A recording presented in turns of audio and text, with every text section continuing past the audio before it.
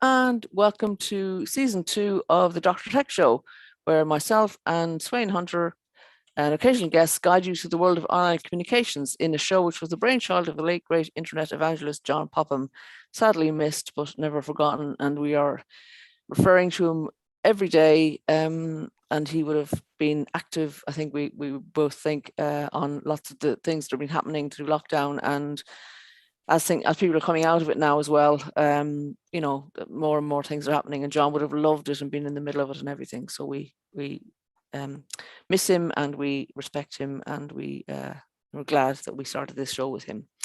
So Sweyn, how are you, and how's the weather been where you are this week? I'm very well. It's been a nice summer, lots of things happening, and the weather here is hazy, cloudy, grey, but quite warm. Mm-hmm. Well, here in Birmingham, I was just saying to you earlier, the sun is splitting the skies. Really, it's very, very sunny. So if I'm squinting a bit, that's why. It's very nice to be in such full sunshine and have my plants and stuff are really benefiting from it. So we'll talk about a few of the things that are happening around this time, and then we'll go on to the other items that we've picked up over the holidays, and talk about what we were doing in the holidays as well a bit, please. So a couple of things that we actually referred to at the end of the last live show, which was about Tim Berners-Lee and Sonny, but it's good, they're worth repeating.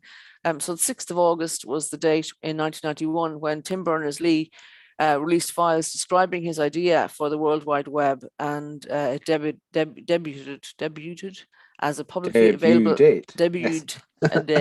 as a publicly available service on the internet. So obviously we're all very familiar with that now and use it a lot, and it's just great. I like, and I always refer to the fact that Mary Berners-Lee, Tim's mother, was born in Hall Green in Birmingham, which I'm very pleased to remind people about. And on the 7th of August, in 1955, Tokyo Telecommunications Engineering, the precursor to Sony, began selling its first transistor radios in Japan. And I know that possibly a lot of our listeners, certainly as well on Hope Radio in South Birmingham, for them the radio has been a lifeline for many years, and certainly during lockdown. So we say hello to you and hope that you're enjoying this program as well on whatever device that there's on, Sony or otherwise. Of course, the transistor was the basis for the first round of miniaturization of electronics, which meant that you could pick up your radio and carry it around with you and perhaps battery operate it, rather than it being a huge wooden case in your front room which you had to twiddle the dials of. The transistor was the basis of that. Right. So right. That's why the wireless was called the transistor. Yeah. Okay. That's good to know. Yeah. Wireless. So that it was all valves, which are huge things. Yes. My dad, we had one of those big things with the valves in our kitchen at home when I was small, and it was one of those ones where you know, if you wanted to get a better signal, you gave it a good bang. That's right. Who knows why that worked? I don't. And that's what people used to do with TVs as well, isn't it? To improve the picture. It seemed to got out some frustrations, and I think sometimes people have tried that with PCs. Yes, doesn't really work. No, not really. It does it more harm than good these days. But yeah, so we don't advise that. We don't advise hitting your device. However tempting you might be at times when it's not doing what you want. Absolutely. And another date we picked up on the 12th of August in 1851, American inventor Isaac Singer patented the sewing machine. Now, I know as well during lockdown, several of my friends have rediscovered the joys of sewing, and put stuff online about that. And as we've said before in this program, YouTube is a great place for finding videos about how to do almost anything you want to do in the world, including lots of different types of sewing. So we hope people find joy in that. In 1877, on the 12th of August, Thomas Edison completed the first model for the phonograph, and this was a device that recorded sound onto tinfoil cylinders. I think is that the one that where Mary had a little lamb? Is that the recording that I think that's the one? Yes, yeah, I think that's the one. Phonograph. My grandparents had a phonograph. Is that the one with the big speaker thing on it? Yes. Yeah. Yes. My grandparents had one of those. I'm not sure they had tinfoil cylinders, though they weren't that old. So, but yeah, Probably good. 78 records. Yes, they certainly did have them, and they're still around, aren't they? Some people still have devices that can play Yes, those. absolutely. Yeah, still popular. And on the 13th of August in 1889, William Gray of Hartford, Connecticut, patented the coin-operated telephone.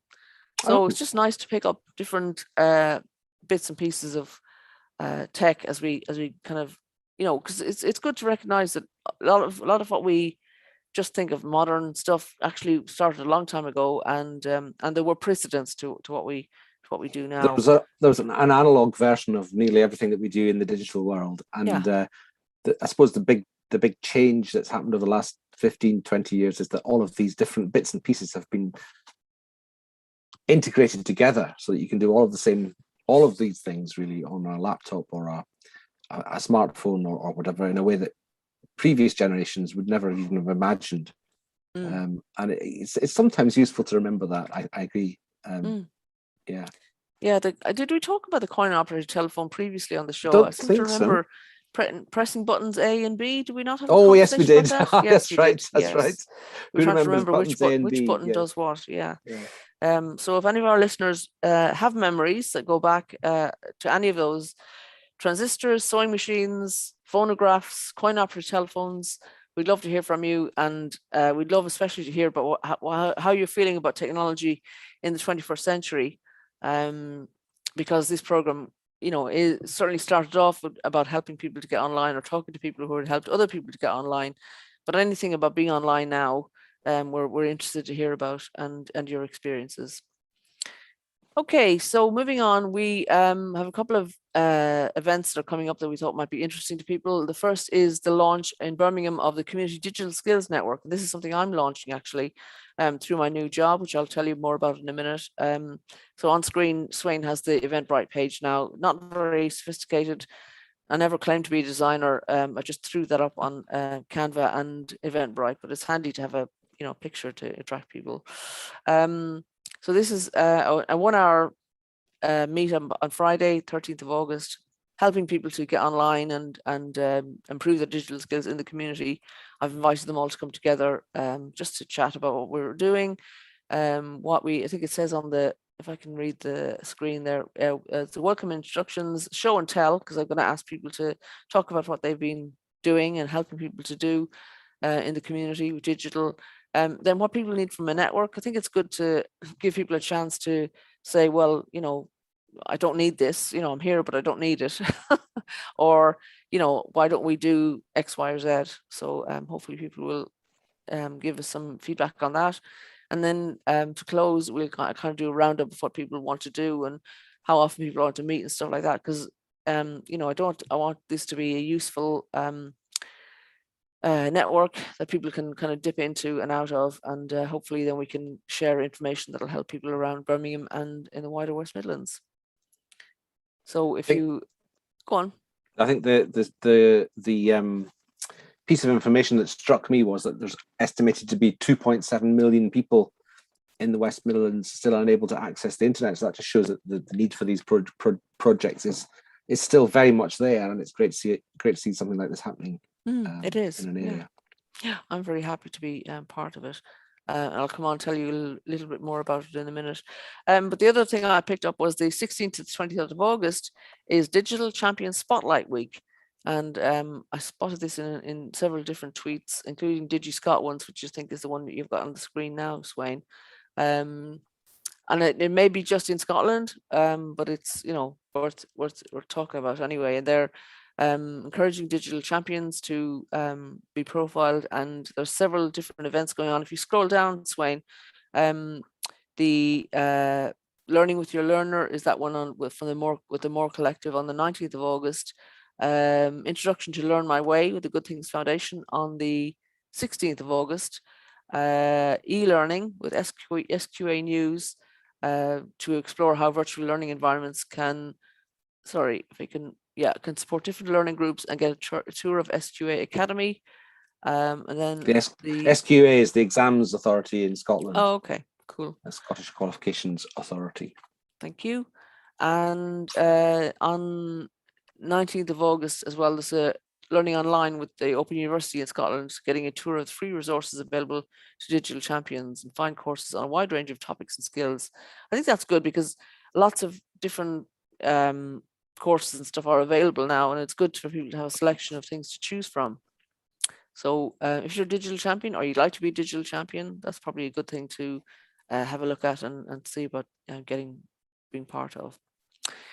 So we actually have no formal guest this week. We are lining up some for the next weeks coming, and we're pretty sure we have somebody for next week. But we, as usual, we don't confirm in case something happens and we have to cancel. It's always a surprise what happens it is. on a Monday morning. Yeah.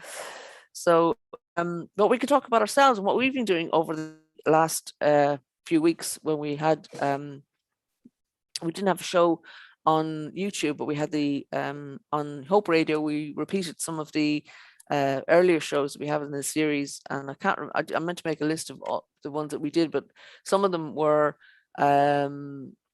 with Cam Bola from Asianic Community Project, who talked about when she came on in November, I think it was, about all the people they were reaching online now that they wouldn't have reached before, and some of their usual clients who benefited greatly from their well-being projects.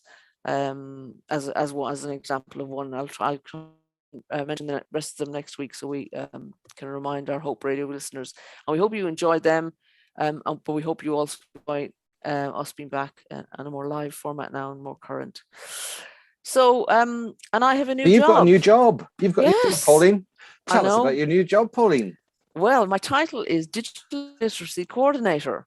So that seems apposite for the kind of work that I've been doing over the last number of years. And the job is with Northfield Community Partnership in Northfield. And the partnership has been going for about 14 years, I think. And it's a charity, a small charity. And they have a base also in Kings Norton. And if you're listening from Hope Radio, you may have been aware of the Kings Norton beach that happened, the urban beach that happened at the end of July, beginning of August, over that bank holiday weekend, where Northfield Community Partnership brought sand and deck chairs and all kinds of activities and excitement to Kings Norton Green for people to take part in and enjoy. And I understand it went very well. And there's another one, if you missed that one, there's another one coming up in Northfield, the weekend of the 21st to 24th of August, and I will be around for that one. I was away for the first one, and I'm looking forward to meeting people and talking about digital literacy, among other things. So my responsibilities in this new role include ensuring that older people across the constituency of Northfield and Edgbaston, 2 constituencies, have access to a digital lending library, and that'll provide them with access to a device which will part address digital exclusion through providing this device, a laptop, training and ongoing support. And it's a partnership project between Northfield Community Partnership, Gateway Family Services, and Age UK, Birmingham and Sandwell. And I started in mid-June with them, and I actually worked in Northfield, Sweyn 20 years ago when I worked for the council.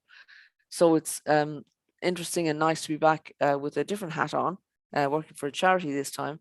I was the first ward support officer in Northfield in 2001. So it was a very, very nice place to be based because there was a lot of community activity going on and a lot of need in the area. And I felt I was able to help people to some extent. And I hope I can still continue to help people now with a different hat on. Well, it all sounds very exciting. And I'm sure you'll be very quickly getting to grips with all that and making exciting things happen in all over Birmingham. Well, one of the things if you've already brought the beach to Birmingham, then that's a big thing. I can't claim responsibility for that. Our CEO Becky Debenham is a very innovative and enthusiastic person who's made a big difference to and with the rest of the team to the lives of people. I'm trying to think of a King Canute joke, but I can't. maybe you have it for the next time. By the time the beach actually comes round, because actually the beach is going to be on over a weekend and including a Monday. So I'm thinking at the moment whether I'll be kind of broadcasting from the beach that's on a that great Monday. idea. or from the nearby office. We'll have to see what works out.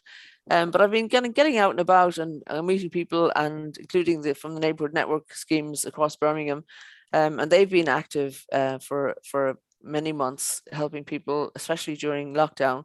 And the aim of the project being to build greater resilience to digital illiteracy, and so the neighbourhood network schemes are reaching people that might not have been reached before, and so I'll be able to use their networks to reach the people who need to be reached with this project. I mean, it's for over 50s, who we know are likely to be less digitally competent or savvy, or whatever you want to use, and so we are hoping to reach more of them. And I've been doing some mapping of the area to find out, where people are of those ages are based, so we can target those areas.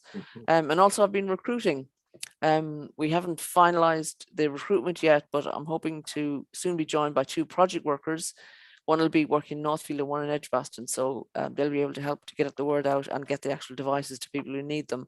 But I think, as we talk about on this show, it's not all about the device, and it's not all about the connectivity and data either. It is about competence and skills and stuff. So I'll be working to encourage people to develop those skills, but also to use digital as a way of automating certain boring things, so that they can. Their time can be freed up to do more interesting things, to meet people face to face if they want to. I was reading a story, must have been on Twitter, as so many things are, last week I think it was, and where a woman was having a conversation with her dad to say, and they were in a bank and doing his banking, and the daughter was saying, there's a daughter and father, and the daughter was saying to the father, you could do this online, you could do your banking online and you wouldn't have to come into the bank and queue and blah, blah, blah. And the dad was saying, well, yeah, but then I wouldn't meet my neighbors and friends and the people I like to see. And I've met 4 people already that I know and who, are interested in what I'm doing. And so the serendipity of being out and about and meeting people can outweigh the convenience of online banking, as an example, for some people. So, I'm not going to discourage people from being out and about, but I am, going to encourage them to use digital for convenience, for security, if it helps them, just to make life easier, so they can do other things, but certainly not as a substitute for life itself.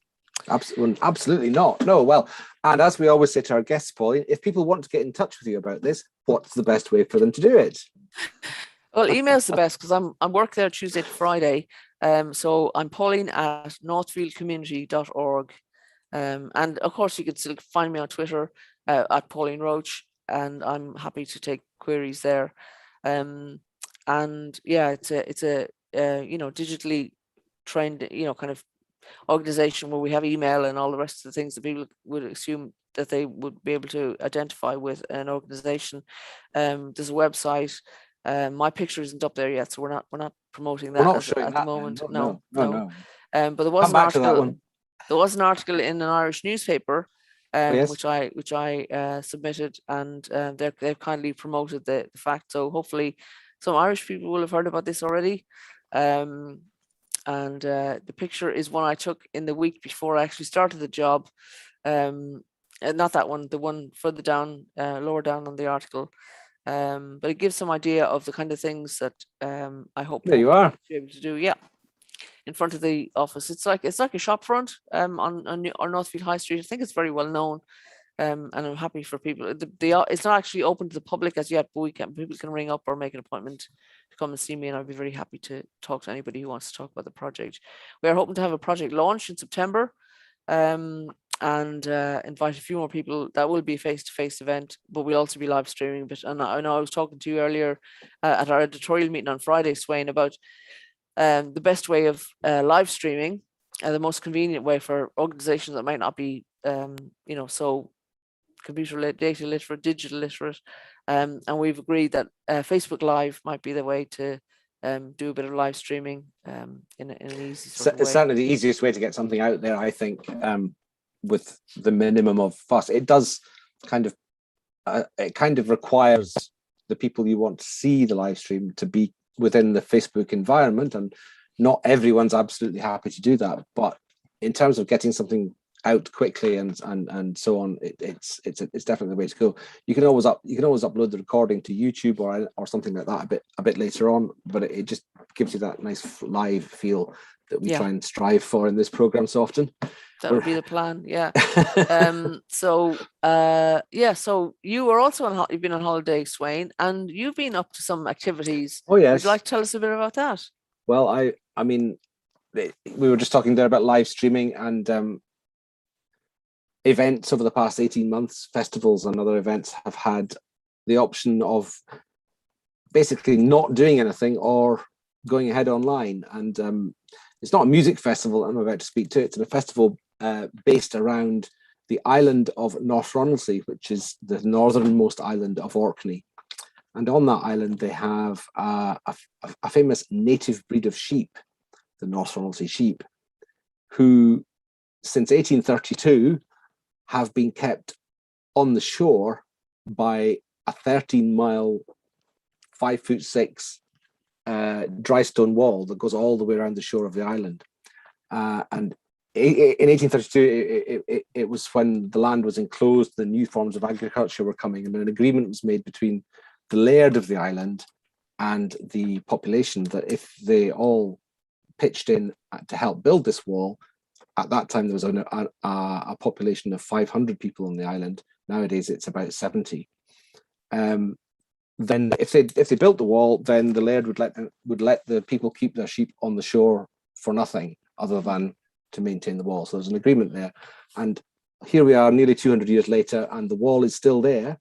It needs constant maintenance, of course, because with storms and just general wear and tear, it means that there's always bits of the wall need to be rebuilt and so on. And that's become more and more of a challenge to the community of North Ronaldsay as the population has drifted downwards and as the age profile of the population has drifted upwards.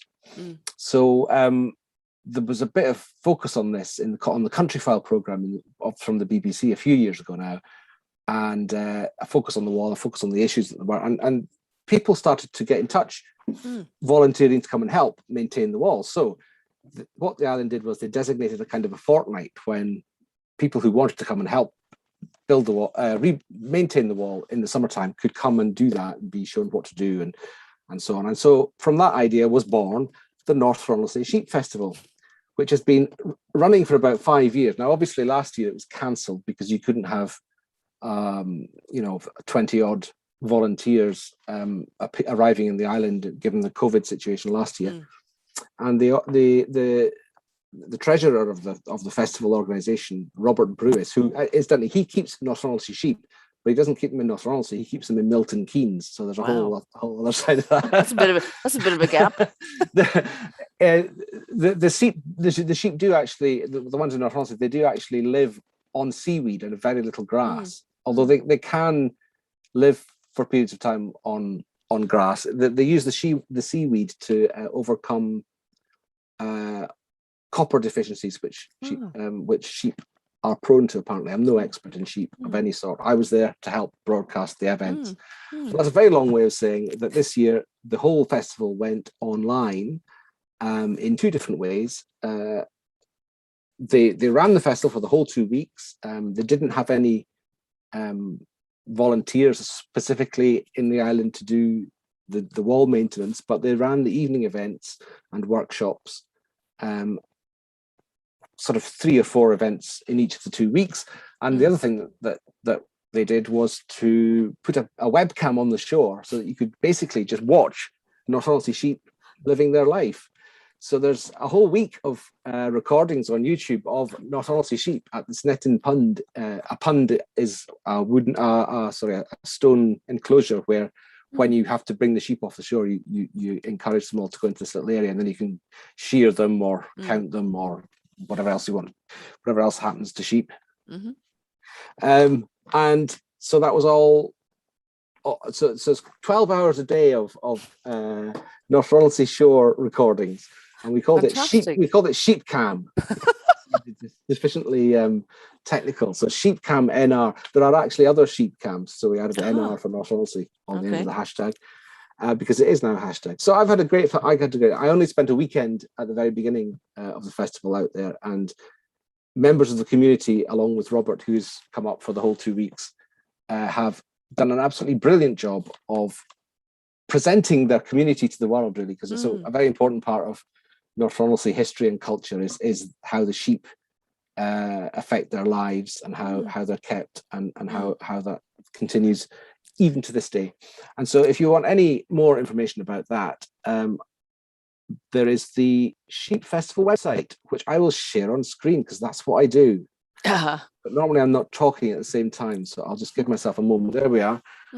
So there we go. Yeah. The website is NR Sheep Festival. That's all one word. nrsheepfestival.com, and you'll get links there to recordings of all the events that were broadcast, and also if you search for Sheepcam NR, you will be able to find the playlist on YouTube where all those recordings are brought together. And there's just, there's nothing like watching sheep wander about on a beach to be relaxing. It's nice slow TV. Highlights on the website though of the films. There were some films that were pre-made, and there are some recordings of live events. And I think my favorite of the live events are the workshops. There's a wonderful weaving workshop and a wonderful knitting workshop, because obviously sheep produce, as well as meat, they produce wool. So there's a wool strand to this, and the island mills all the fleeces from the sheep on the island and produces yarn.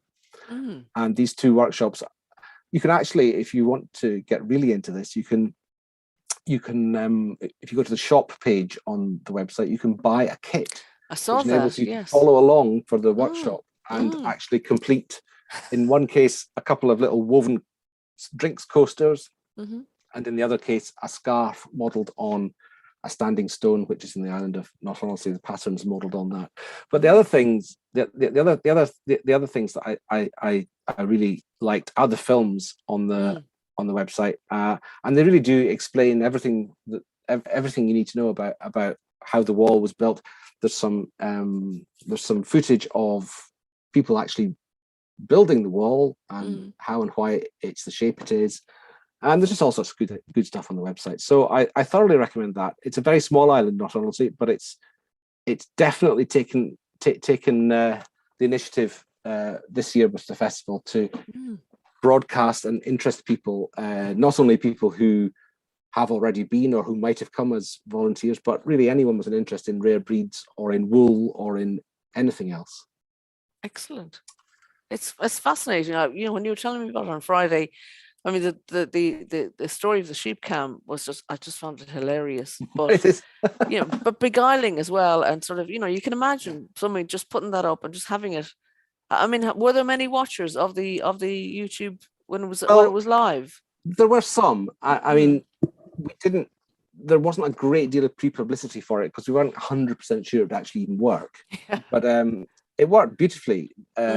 A local company called CloudNet IT Solutions, who are operating in Orkney, they helped by hiring us the equipment we needed to get the internet on the shore, as it were. Well done, CloudNet. Yes, well done, CloudNet. And also they helped us with configuring and getting the images from the camera.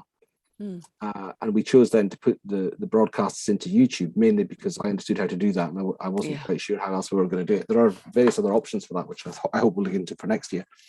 But we weren't 100% that it would be particularly reliable or indeed that it would work at all, as I said. But actually, it just once it was set up, there was an issue in getting the wireless access point for the network high enough up so that it could see the mast a few miles away.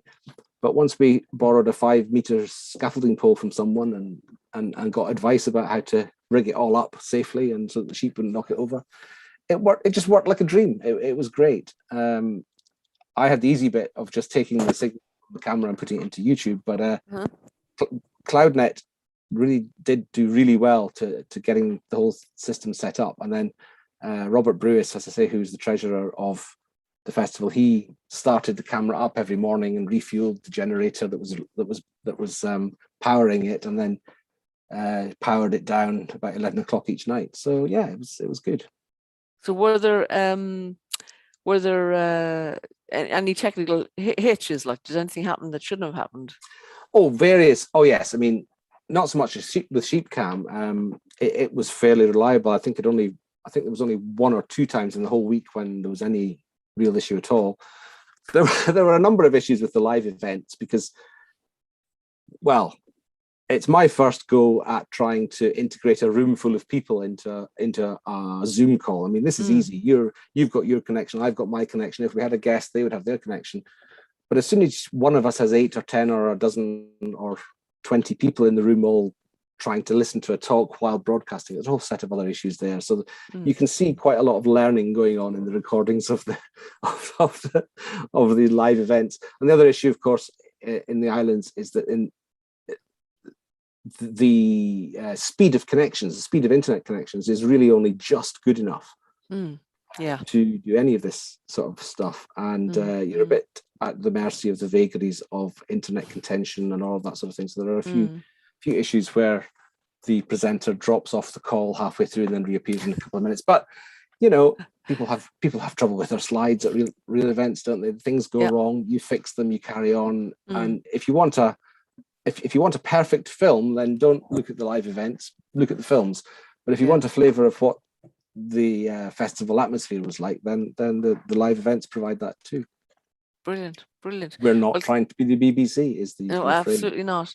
CloudNet has its own Twitter, which is CloudNet4, and cloudnet.scot is their website. I haven't had a look at that yet, actually, but that's right. They mainly operate in Orkney. Their main business is the provision of independent broadband connections using radio equipment around the islands. That's their main business. But they also have all the certifications to work up high on masts and all that sort of thing. So they get a certain amount of contract work for that from all sorts of different organisations.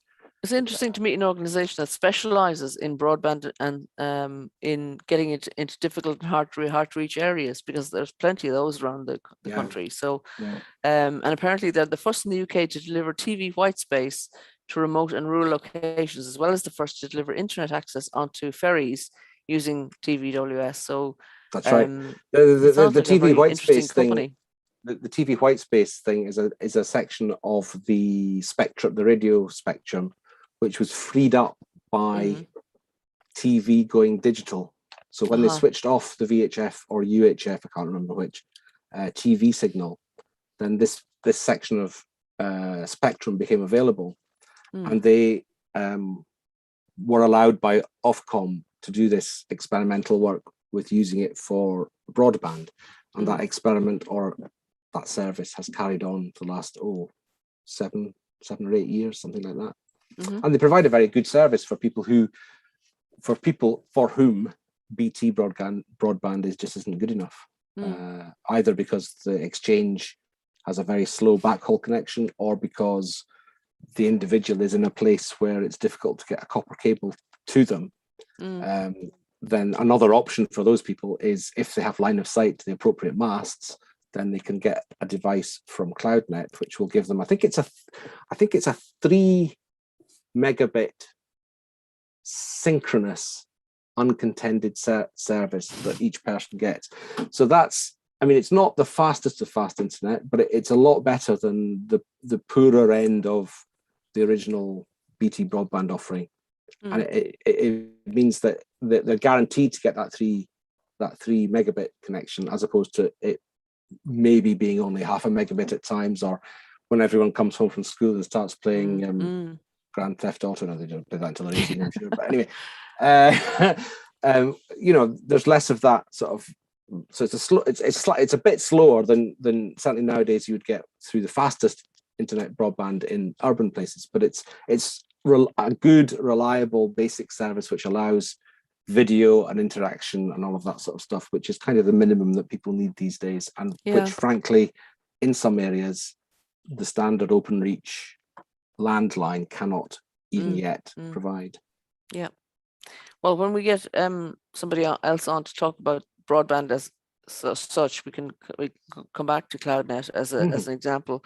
We still do want Chris from From Barn, Condor. Condor, yeah, to come on. So Chris, if you're listening, we still want you to come on. Please. Chris is our original. Chris is also our original viewer. Yes. Yes. Now joining our usual vast numbers of viewers and listeners now. So according to the website, the program included 2 daily 3-hour sessions of dry stone sheep dike repair. And so I have a question. If the sheep dike wasn't there, what would happen? Would the sheep fall in the sea? Why do they need a wall? The dike is to keep the sheep off the good agricultural land. Oh, I see. Onto the shore. Yeah. So it's to keep them out on the shore. On the shore. Okay, and away from the agricultural land. That's right. Because otherwise, anything else that they tried to grow, the sheep would just eat. Yeah. Fair enough. And I'm no expert in this, but the particular breed, as I say, it needs the seaweed. It's not they can eat grass and they can eat as much grass as they like, but they need something from the seaweed to make sure that their diet is healthy. Otherwise they can get, I think the main risk is that if they don't get seaweed or some equivalent, that they can have some kind of copper toxicity syndrome which comes in, and I believe that's a thing with sheep generally anyway. So and for people who don't know Ronaldsay sheep, are they the ones with the curly horns? What's the distinction? They do have curly horns, yeah, but quite a lot of breeds of sheep will have horns. Okay. There's no, I mean, they are small, they're very, very wiry. The meat that's produced from them is not lamb meat, it's meat of 3, 4 or 5-year-old sheep, because by that stage there's kind of enough, they've put on enough weight to actually be a viable thing. And the main thing about them is that they've lived there who knows how long on the island, and they're, as it were, still there. So it's not that they have special characteristics in any particular way, it's just that they are as they've always been. And I think quite a lot of the rare breeds of, particularly of sheep, fall into that category. Like there's the Borare sheep as well. There's a few Irish rare breeds, I'm sure, of sheep too. So it's just one of Ronaldsay sheep are one of a number of rare breeds of sheep, but their particular unique characteristic is that they eat seaweed. So they're quite small, they're quite wiry. They're actually really quite intelligent for sheep. But the main, as I say, the main thing is that they're kind of this. It's not quite true to say that they're purebred, but they're just continuing in the same place that they've always existed, and they've adapted to cope with the climate and the salt environment and all that sort of thing. Does anybody on the island use milk or cheese from the sheep, or is Good question? I don't know. I don't know. I've not heard of that, but I don't know. If there is, please let us know, because I love sheep's cheese, sheep and goat cheese. So I'd be very happy I'm wondering, because I'm thinking perhaps not, because one of the things that is a challenge in raising Ronaldsay sheep is that the ewes produce enough milk even to raise their own lambs. So I would actually, I think, if I had to guess, I would say there isn't. Okay. But I'm not going to say there isn't, because I don't know. No. The other parts of the program apparently were tours of the island wool mill and lighthouse, which sound really what you're describing here, Pauline, is the program for a normal non-COVID year. Oh, I see. Sorry.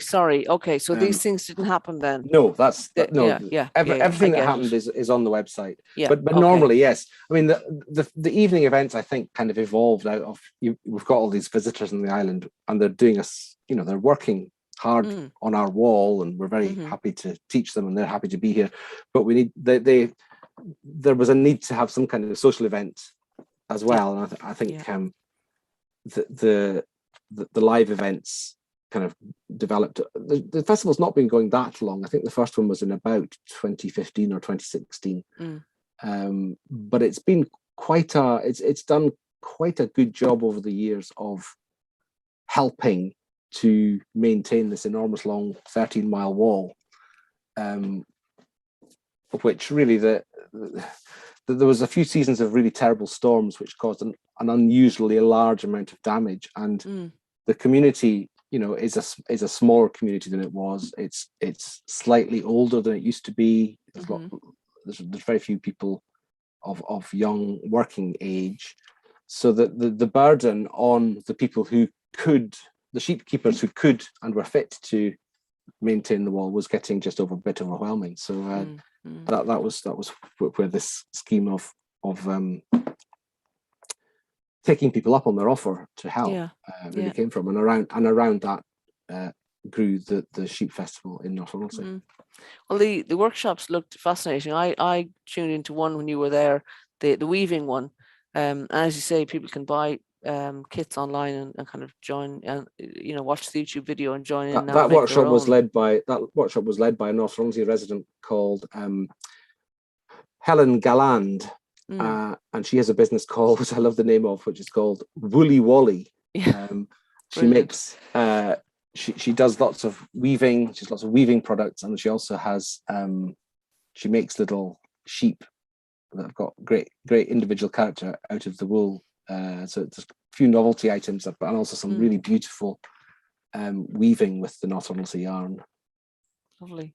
Yeah, well, website's certainly well worth a visit, and if and when the sheep festival happens in kind of, when people can go, it looks like one that people would really enjoy. It's fascinating. The stories you told me were really interesting. It's one I'd like to go to some stage.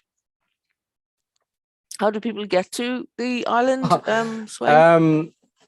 Well, first get to Orkney. That's the first challenge, and then there's only a twice weekly ferry service on Tuesdays and Fridays. But the reason for that is because there's a very good air passenger service. A 9-seater plane. There's at least 2 flights to the island a day, and the price for locals and also for visitors staying 1 or more nights is subsidized to the extent that the fare that you pay is broadly equivalent to the ferry fare that you would pay to some of the larger islands. Okay, so that sounds really good. Instead of, obviously they need a ferry service because you can't carry everything in a 9-seater plane like a car. You can't carry a car in a 9-seater plane, just can't. So if you want to take a vehicle or anything bulky, then you have to make sure you pick the correct day. But if you just want to take yourself and your 15 kilos of luggage, then Loganair provides a very good service throughout the year, and that's the main way that people travel to and from the island. Great. Okay, well, we're delighted with that, and we hope that we hear more about that in the years to come. So moving on to some of the stories we've picked up that have happened while we were on leave, and up to date. In mid-July, the 2021 Charity Digital Skills Report was launched, and this is the annual barometer of digital skills, attitudes, and support needs across the sector. And obviously, the past year, according to the blurb on the preface from Julie Challoner, the head of network delivery at CAST, says that the past year has really highlighted and exacerbated the digital divide, where people who were already online prior to COVID could continue to access many charity services, but those people who were digitally excluded could no longer access the crucial face-to-face service from charities they had relied on before. It was good that 83% of charities have adapted their services, pivoting to remote service delivery and responding in an agile way and developing digital skills and capabilities as a result. But the flip side of this is that digitally excluded service users are now even more isolated and excluded. And this is a key concern for charities. And according to the report, over half are worried about excluding some people or groups, and 27% say they need more support around digital inclusion. So there's lots of work to be done to address that, as we know and see. Lots of, as I said, lots of charity organizations have embraced digital with the aim of staying relevant as a result of COVID-19, helping more people in developing new ways of working, fundraising, and offering services. But there are some concerns. And if you scroll down that introduction, Sweyn, I think it gives just give the key. If you go down below that forward section, Yeah. Key findings. So the key findings, were about digital strategy, that 60% of charities now have a strategy in place for digital, which is an 11% increase on last year, which is great. 83%, as we said, of charities have started offering online services. COVID-19 digital, charities have been using digital to reach new people during the pandemic, and almost 8 out of 10 had deployed digital to speak to new audiences. Under the heading of digital inclusion, it's become a key issue for the sector, and over half, as we said, are worried about excluding some people or groups. There are IT challenges. IT has become a barrier, with 32% of charities saying it's the biggest hurdle they face to achieving their digital plans. Emphasis on well-being. Just under a third of charities say their staff are burned out from the demands of intense remote working. And I think we could simply find sympathy with that, with ourselves as well. Digital priorities, it has become more of a priority, which is great for me certainly to hear. Over 2/3 of charities now see digital as a prime concern for their organisation, with a similar number planning investment in digital infrastructure. And I hope that funders, or we come down to funders later on, but I hope funders can, help support that, because it's so vital, more now than ever. Around leadership, the report says the CEOs and boards need to offer a clear digital vision.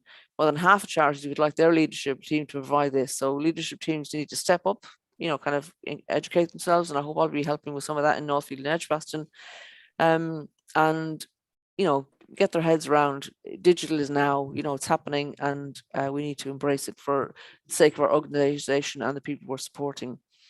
On funding, funders also need to up their game with digital funding. Almost half of charities want to include core digital costs in all applications, and if you look on websites like GrantNav from 360 Giving, getting a project funded, a digital project funded, isn't always that easy.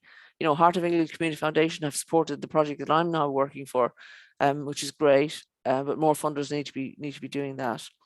And finally, understanding users. Charities need guidance on understanding users. 44% of charities think they're poor at user research to inform new services, and I think that's something I'm very aware of. In fact, I was talking to my mentor recently about user personas, and she sent me some personas that she'd got from another project that other colleagues of mine have now found interesting and useful. So it's just not something that we ever did, Sweyn. So it's a new thing to us, but it's something that we're going to have to do. It's the transformation of the sector. Sure. And as public sector has done it, and kind of been through it a lot, now my sector has to embrace it too. The whole user design, co-production, and as you say, some of that's based on user personas or use cases or whatever. It's a challenge for those running and owning services to really flip what they do around to do that. But I think it's been really quite powerful where it's been used. It has a much better chance of providing services that actually link into people's lives and are useful to people than things that are just kind of invented by people who are providing the services. Yeah. So the next story we've got is from Emerald Group Publishing, and I think that's an international organization, but this is about researchers looking at topics such as digital skills, access and disability, older people, technology and education, and virtual learning during the pandemic. So there's a whole series of blog posts and videos. Someone called Lloyd Levine maybe talks of the pandemic as a focusing event, shining a light on pre-existing digital inequalities in our society. And Mike Hines, who's from the university where I went to university in Galway in Ireland, calls for the need for a greater understanding of the societal, cultural, economic and environmental challenges posed by a new digital age. And one short video we'd like to show you now is a YouTube video presented by Dr. Johanna Birkeland from Bridgewater College, USA, talking about older adults and the digital divide. So if we're able to share that, Sweyn.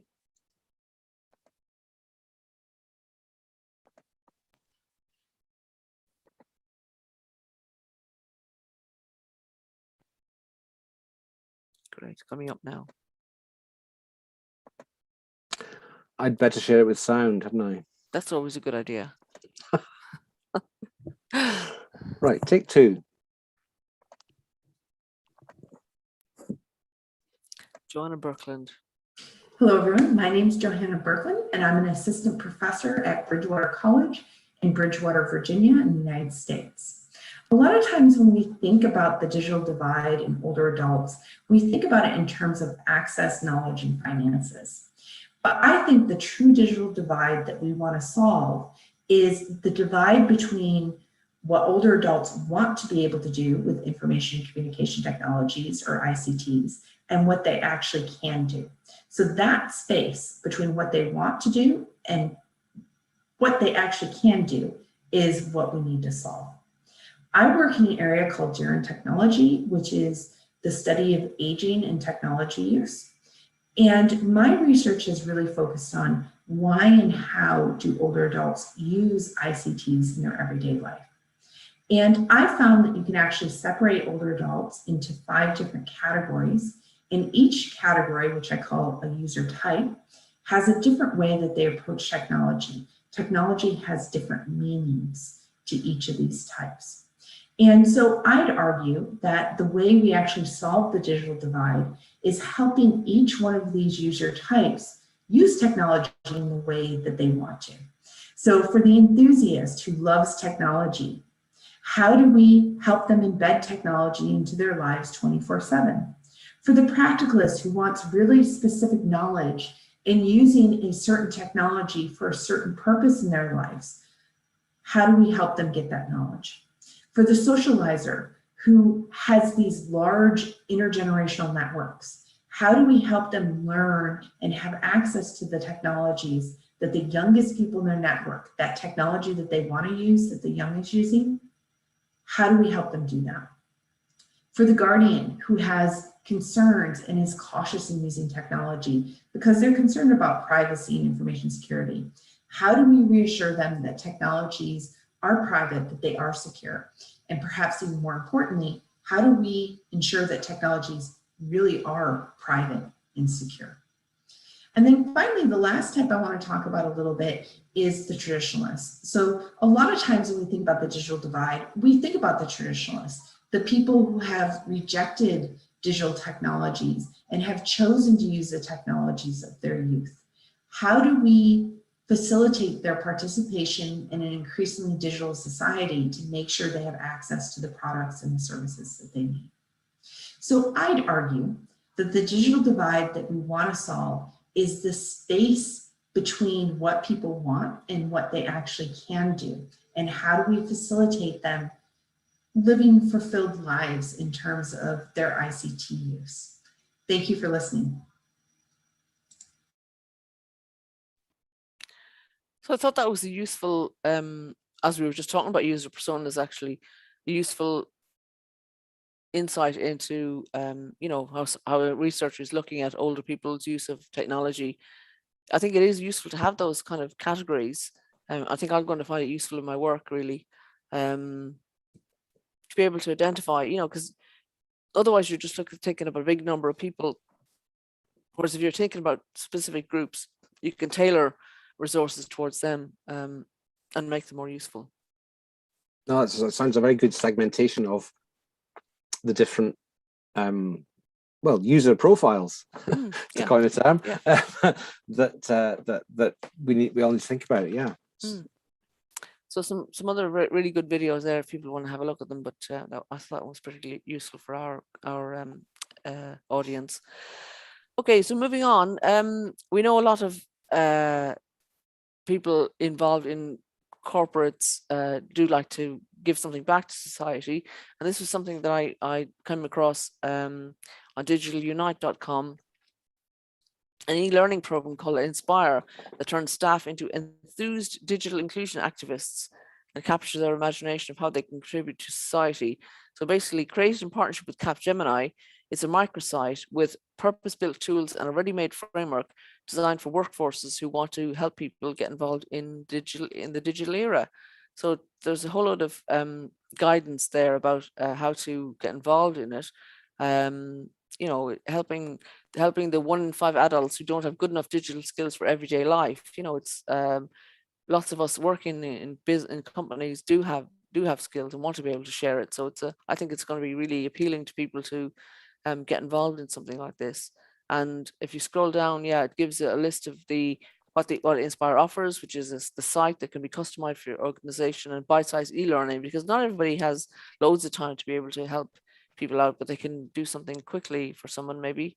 Built-in management tools, so you can track who's joining and who's learning, and a pledging tool that shows how staff are going to help someone they know with digital skills. And I think that's going to be quite useful for organizations, as I say, whose staff want to help somebody, but not in maybe the more traditional ways of painting the scout hut and things that we're familiar with. If you scroll down to below that screen, Sweyn, I think there's a list of, it just says what you get on the site. So they're promising that it will make staff happy to be able to help others, and I think there's some evidence for that. A new CSR program, adaptable model, fast implementation, immediate results, and statistics and stories. And so they're saying, if you want to know more about Inspire, the program, and how your organization can use it to make a digital difference, get in touch with them. So their address is du@digitalunite.com, or there's a phone number 0800 228 9272.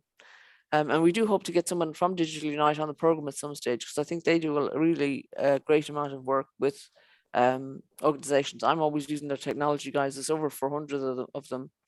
So I think as well, very handy. businesses who took part in that sort of initiative, it'll help them understand, kind of like what we're talking about in the last story, it'll help them to understand where people are being challenged by digital access to stuff. So if they're offering services that either are or could be digital, I think businesses will get a lot of insight into how people actually go about looking for things, and hopefully that would help the business as well to tailor its stuff so that it's more appropriately available digitally.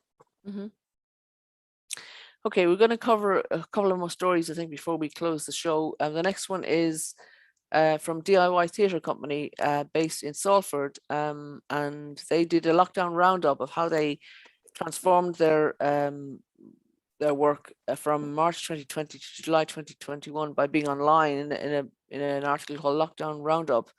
And they're a company of performers with learning disabilities based in Salford who've been creating accessible and thought-provoking theatre and educational projects since 1994. And they kept going during this time because they knew it was essential that they continue to offer creative opportunities to connect and support people's health and well-being, regularly working with 28 core members and participants, but they've reached many more through events, education, and outreach activities. And that article actually goes through month by month the changes from kind of setting up one-to-one phone calls, creating a connect page on their website, through to performances and rehearsals and so on. And we are hoping to, as I say, to get somebody from DIY Theatre on the show to talk more about what they actually managed to do. Created songs about the lockdown in June. They premiered a show, a film, I Wish Everything Was Back to Normal, in July 2020. They had a Sense of Summer resource pack sent out to help people keep creative. They toured 3 festivals in 3 days. Well, obviously with lockdown, you were able to do that. It says we toured the country, kicking off at Manchester Histories Festival, down to Watford to perform at Enric Festival, and up to Gateshead. Joined the Lawnmowers for Connect LD Plus, all without leaving Manchester. Okay, I didn't read the last line until I'd read the other lines. So Be Online has obviously made a big difference. And so in October 20, just keep scrolling, Sweyn. They celebrated Arts Award success. In November 20, they launched 2 online resources: the launch of Circus Tricks animations and resources by our Passing the Baton program. And this was a resource for sensory learners piloted at Springwood School and Chatsworth High School. And they launched a Following Patient 36 resources as part of UK Disability History Month, which was also trialled locally. And in December 2020, they released their very own Christmas song, We Shall Overcome, and created a calendar. In January 21, iPads and routers were distributed to all members who needed them, setting up a digital inclusion project. In February 21, they created an online event called Let's Connect. In March 21, they ran a series of 6 sessions with students on the University of Manchester's performance practice course. Moving on, Sweyn. in April 21, they launched It Does Make a Big Difference film and a series of short tweets, part of their digital inclusion program. I think that means IT does make a big difference. In May, the Tuesday group of DIY started working on an audio sculpture trail for Peel Park, working in partnership with Peel Park Ranger Service and Unlimited Headroom. In June 2021, this sculpture trail was launched, as well as a Enjoy Your Time online film as part of our Leaders with Lived Experience initiative. And in July 21, the core company members started meeting face to face as part of our Inside Outside project in Peel Park. And there's some lovely pictures on the website of people having a great time dressing up. And I've always wanted a set of wings, so if they can bring some and share us with it on the show, I'll be very happy. I'm very pleased to see that they're taking a well-earned break after all that, because that's an amazing program. Yes, they've been obviously overwhelmingly busy. Thanks to all their supporters and funders who've supported this great work. And as I say, we're hoping to get somebody on, because it's fine to read about it, but we want to brought more to life. And I'm sure somebody from DIY Theatre Company could do that better than I can. Sweyn, I wanted to cover one more if we have time just before we close. And that was the digital competence wheel. This is the one I spotted from Denmark. And this is digital competence being a combination of knowledge, skills, and attitudes with regards to the use of technology to perform tasks, solve problems, communicate, manage information, collaborate, as well as to create and share content effectively, appropriately, securely, critically, creatively, independently, and ethically. And it's one of those ones where you answer a load of questions and it gives you a diagram, a graphic of what your competences are. I think there's 63 questions in the I don't think we'll do that today then. We're not going to do it today, but we want to encourage people to have a look at it and maybe consider it. I filled it in. I found it quite useful. And then once you've filled in your wheel, it tells you where you're where you can strengthen your some gaps maybe, and then gives you resources to work on those. So I thought it was really helpful. Whenever we all need to kind of know, just get a sense of where we are in the competence around digital. I think I'll be using this with people in Northfield and Edgbaston, including in the organisation that I'm working for, to just give them a sense of where they're at, because it's good to measure where you're at. There are several kind of five or 10 step competence frameworks, but I think this probably gives it just the next level of detail about how to really develop some of these competencies beyond the very short list that can you log into something, can you do a transaction. It looks really great in terms of just moving on that level of detail a bit. So I'm going to, after the show now, I'm going to try and tweet some links so people can pick these things up themselves. But again, we hope you've enjoyed the show in our first episode of the second season, I should say. A shout out for people on YouTube and people on Hope Radio in South Birmingham. We hope you've enjoyed the show again, and we're glad to be back, and we hope you have a great week. So have a great week, everybody. Thanks very much. Week.